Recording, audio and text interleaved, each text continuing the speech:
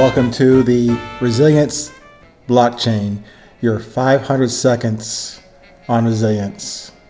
This is the daily open journal, the public ledger of my perspectives and my experiences learning about resilience. I truly hope that it helps you on your journey. If not, please assist me in helping you to make it more relevant. That's worth your time, even though I'm only asking you for about less than 10 minutes. I hope that what I'm relating to you, as I've learned about my own resilience, my own purpose, my own message, I really hope that it helps you. I do not guarantee that it will change your life, but I do guarantee that this episode, all 820 episodes, will change your perspective on this present moment. Today's topic is called When My Grandmother Would Laugh. My grandmother, Evelyn, and my grandfather, Ali, they essentially raised me from essentially age 0 to age 13, with the exception of only 1 year. But the main part of the discussion today is me just observing a thought about my grandmother. If you remember, if you go back to earlier podcasts, I had mentioned to you that we do not think.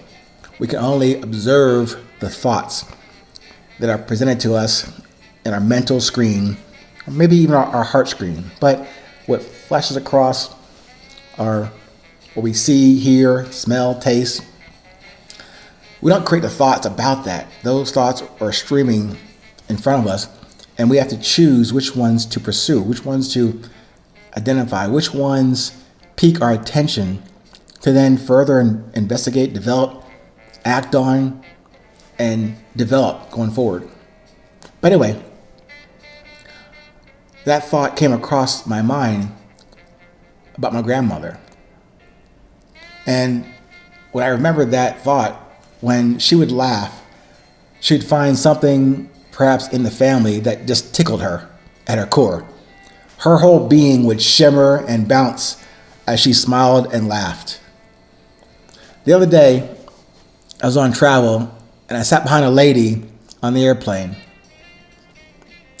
And I was the row behind her, and I couldn't hear the conversation that she was having with her co-passenger next to her.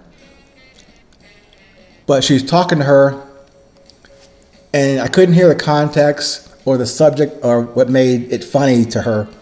But this lady that I'm observing, she would chuckle, she would bounce with enjoyment, and that reminded me so much of my grandmother that I simply referred to as Mom. Yeah, she was my grandmother, but I only knew her as Mom. So when I was witnessing the lady in front of me, the row in front of me on the airplane, and the thought about my grandmother came across at the same time, I couldn't remember what me and my mom may have talked about back in the day, or what she was saying, and that I was listening to her, what she was saying. But in that memory that felt quite present, I could distinctly still see my grandmother on that sofa in the living room in the Poconos Mountains in Pennsylvania, and in that living room across from the fireplace. I can see her. I can feel her. I can almost hear her voice and her laugh. Yeah. It's been a long time since she left this physical earth. 1998, I think March, to be exact. But even though I sincerely and deeply miss her to this day, her physical presence, And of course, I was there at her funeral, but I never cried at the funeral. Even leading up to it, I never cried. Even the night I found out that she had left, I never cried. Not that I'm afraid of crying or that I am this callous, unemotional person. This woman, my grandmother, mom, my grandfather, pop, essentially raised me from birth to about 13 years old. So the love I felt for them never has stopped, especially not after their physical departure. Pop left in about 2006.